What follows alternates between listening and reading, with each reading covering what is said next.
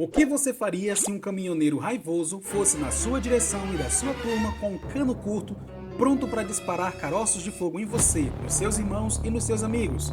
Rapaz, aquele bicho nojento daquele caminhoneiro, apontando aquele cano curto pistolante para nós e gritando mais que cabra revoltada, botou nós para correr de uma forma tão desesperada que até hoje, toda vez que eu vejo um caminhão daquele modelo, eu tenho gatilhos e meu coração fica acelerado mais do que quando eu levava fora das meninas na escola na frente da turma inteira.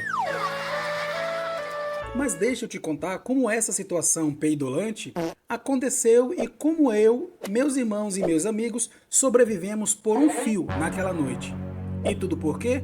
Ora, porque minha avó já dizia: menino, pinto e peido só presta preso. não sei se concordo 100% com o que ela dizia, mas hoje eu entendo exatamente o que ela queria dizer. Cabecinhas de prego como nós, naquela época, nunca ficávamos comportados quando os pais não estavam por perto monitorando. É verdade.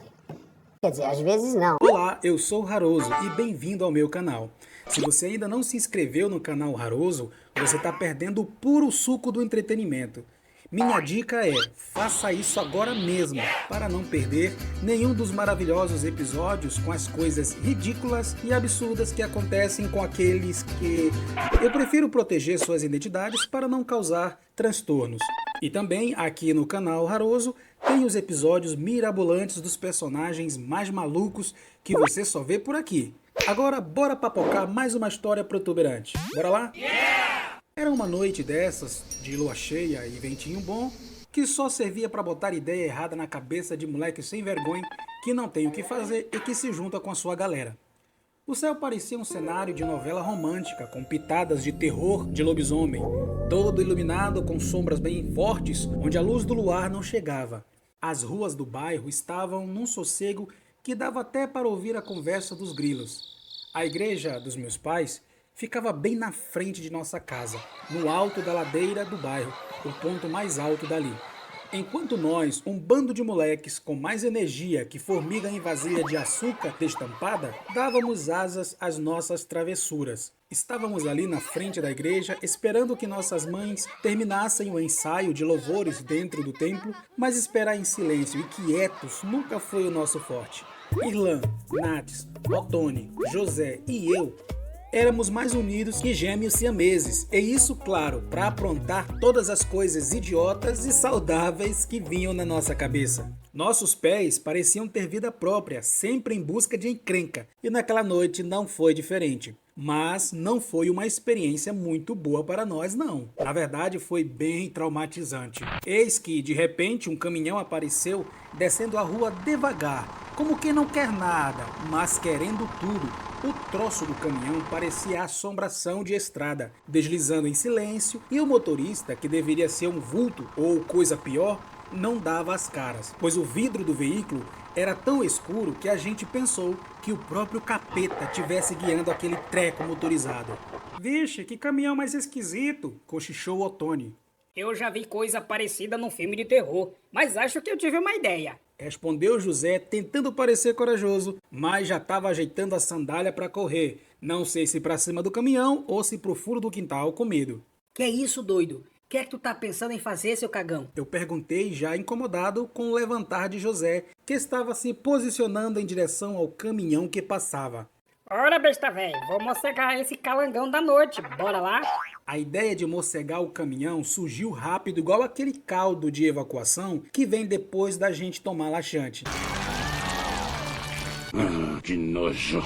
Mas eu, que de besta só tinha a cara, senti que aquilo ia dar errado. Mas os outros também se levantaram, achando a ideia dele a melhor coisa para se fazer naquela noite, mais parada do que correnteza de poço.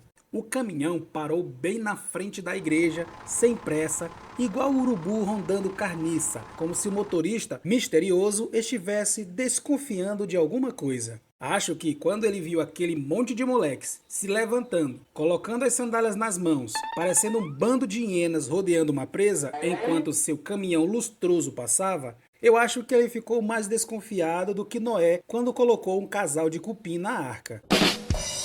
O motor do caminhão, bonito, roncava baixinho e de repente a gente sentiu aquele frio na espinha que só aparece quando a encrenca já botou a mão no ombro da gente. Ô, Natis, por que tu tá branco desse jeito? E tu acha que eu sou besta, é? Esse caminhão tem cheiro de coisa ruim. Ah, desculpa aí, galera. Fui eu que peidei de medo, porque eu lembrei de quem é esse caminhão, ó. Égua, Tony, deixa de ser peidão. Que medo que nada. Tu só quer uma desculpa pra soltar uma das tuas bombas podres, cara. É sério, galera. Vocês sabem de quem é esse caminhão? Não, mané, desembucha logo aí, ô Tony. Esse caminhão é do Berogó. Vixe, o Berogó? Aquele Berogó? Sim, aquele Berogó. Berogó era um sujeito ruim, pior do que político que promete o melhor churrasco para os eleitores e depois oferece jerimum no lugar. Eu entendi a referência. Berogó tinha uma relação estranha com seu caminhão e era mais ciumento que marido desconfiado e mais violento que jumento com dor de dente. Diziam que uma vez ele quase transferiu um cara para a eternidade só porque o cara encostou no para-choque da relíquia motorizada dele. Mas naquela noite a coisa ficou séria mesmo quando Dito Cujo resolveu descer do caminhão. Quando a porta se abriu, o mundo pareceu parar. Berogó desceu devagar, com os olhos esbugalhados e vermelhos, olhando para nós.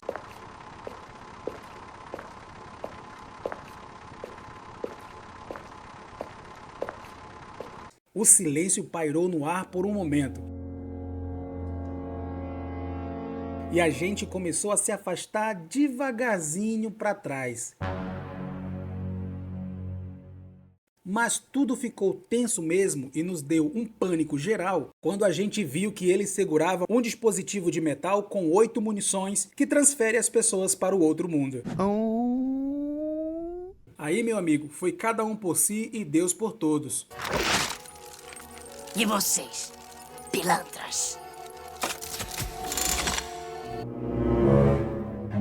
Corre, negada!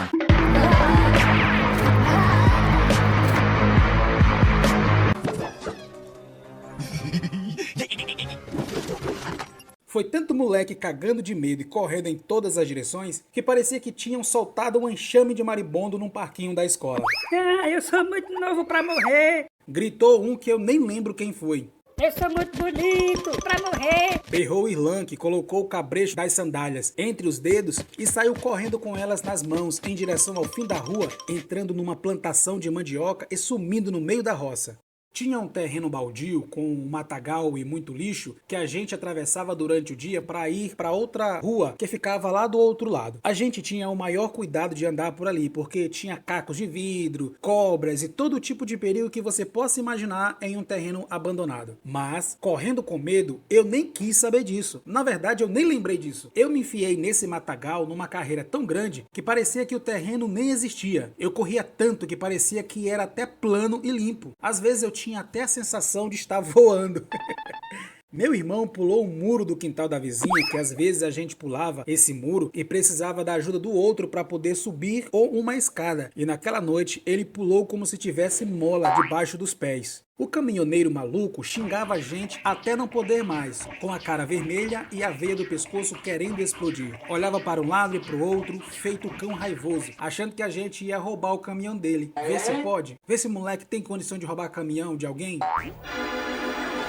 E nossas mães, dentro da igreja, cantando Segura na mão de Deus. sem nem imaginar que era exatamente isso que a gente estava tentando fazer lá fora, que Deus segurasse na nossa mão. E eu só pensava, Se essas mulheres saírem agora, pronto, a tragédia tá feita. Esse maluco vai discutir com elas e pode até acontecer algo pior. e aquilo ficou me perturbando. Mas Deus teve misericórdia das nossas almas e depois de muito espernear, ameaçar e apontar o cano curto em todas as direções, o perturbado entrou no caminhão e sumiu na escuridão da rua, indo embora. No outro dia, cada vez que ouvíamos o motor de caminhão roncando, nossas pernas tremiam igual vara verde. A amizade entre nós ficou mais forte, é claro, mas a coragem, essa aprendeu a andar de mãos dadas com o juízo. Nunca mais eu quis pensar sequer em mossegar o caminhão de alguém. Já os outros, eu não sei dizer, eu falo só por mim. E assim, naquela rua onde um dia enfrentamos o terror, seguimos vivendo nossa infância, aprendendo que a vida é feita de sustos, risadas e histórias que a gente nunca mais esquece. E se nós estamos vivos, inclusive eu, para contar a história, é porque a gente soube correr mais do que velocista desenfreado. Mas, principalmente, eu acredito que era porque tinha um grupo de senhoras orando e cantando dentro da igreja e eu acho que Deus nos guardou. É verdade. Ou talvez é porque o caminhoneiro só era um maluco covarde que gostava de balançar sua ferramentinha por aí, ameaçando os outros, mas no fundo não tinha coragem. Só queria parecer o brabão, mas na verdade era um peidão. Bem, dizer isso hoje é fácil, mas eu não quis ficar naquela noite pra dizer isso na cara dele. E nem hoje também eu tenho coragem. Mais cagão ainda. Prefiro não descobrir se ele realmente tem essa coragem. Acabou.